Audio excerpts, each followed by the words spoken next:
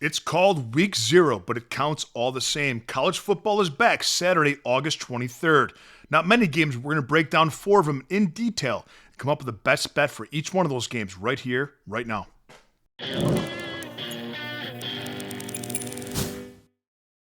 What's up, everybody? Welcome back to the show, and if you're joining us for the first time, welcome to the jungle. College football is here. Not a ton of games on the slate for Saturday the 23rd, but 4 good ones that we're going to break down and come up with the best bet for each one of them right here, right now. I'm also going to leave 2 links for you in the comments section of this video. The first link is for my $5 favorite play of the day for Saturday, August 23rd. For just $5 and no further obligation, you get my favorite bet of the day in college football text right to your phone, along with deep dive analysis as to why that's my favorite.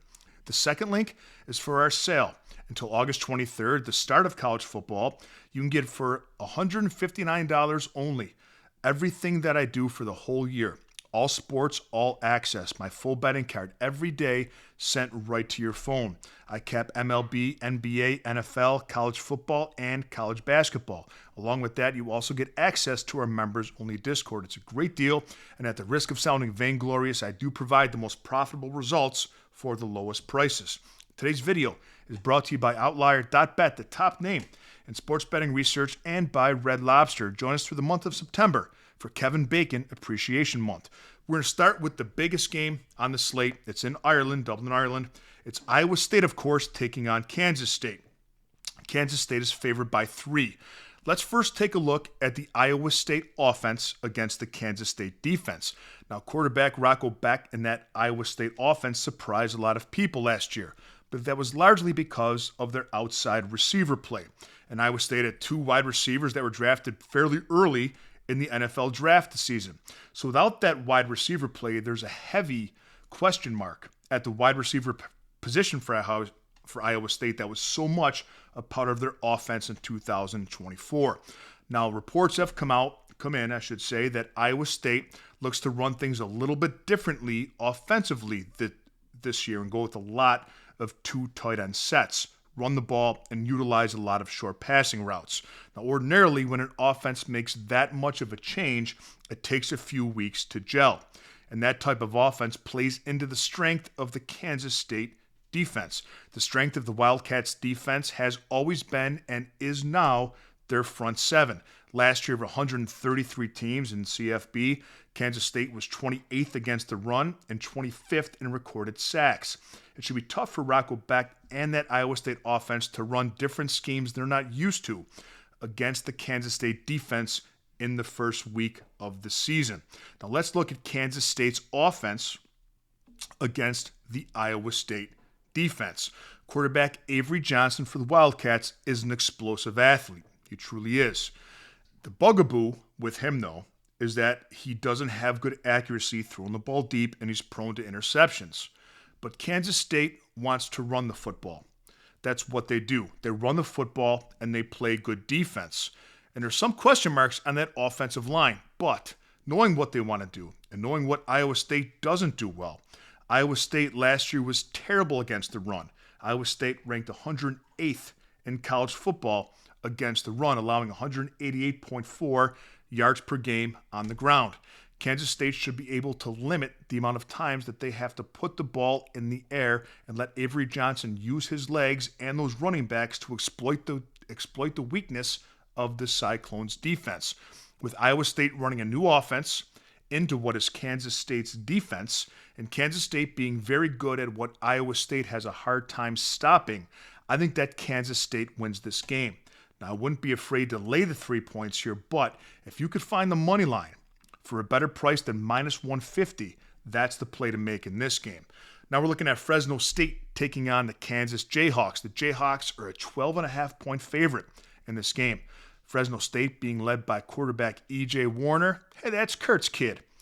The big question for Fresno State here, though, is can they run the football? Last year when they ran for 90 yards or less, they were 0-5.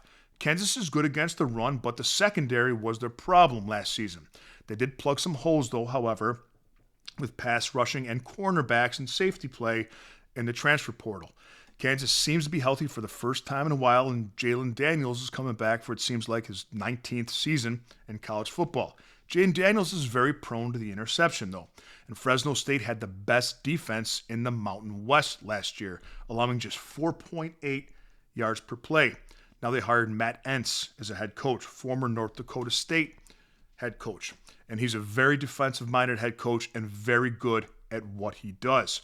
My rule in betting football at any level is not to take the underdog with the points unless you think they could possibly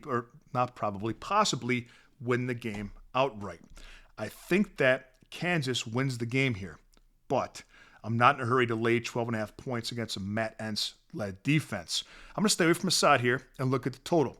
With Fresno State having a brand new quarterback and a good defense, a good defensive-minded head coach, going up against a quarterback that's prone to turnovers, I think under 51 is the play in Kansas versus Fresno State. Looking at Sam Houston against Western Kentucky right now. Western Kentucky is a -10 favorite. New head coach for Sam Houston, Sam Longo, coming in. He's an offensive-minded head coach, and he'll get the Sam Houston quarterback, Hunter Watson, back. Watson's a dual-threat quarterback, decent passing numbers, but more of a run-first type of player. I'm not worried about Sam Houston's offense. I think they'd be okay. What I am worried about is Sam Houston's defense. Sam Houston returns the least amount of starting defensive production of any team in college football from last year. Their defense has been completely gutted. Maverick McIver is the new quarterback for Western Kentucky. Western Kentucky's really high on this kid. He transferred from Albion Christian. He had phenomenal stats at Albion Christian. You might think, Albion Christian, what teams did they play?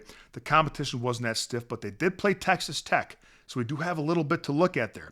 And against Texas Tech, he threw for over 500 yards and 3 touchdowns with no interceptions. He's a gunslinger, and he fits the Western Kentucky model.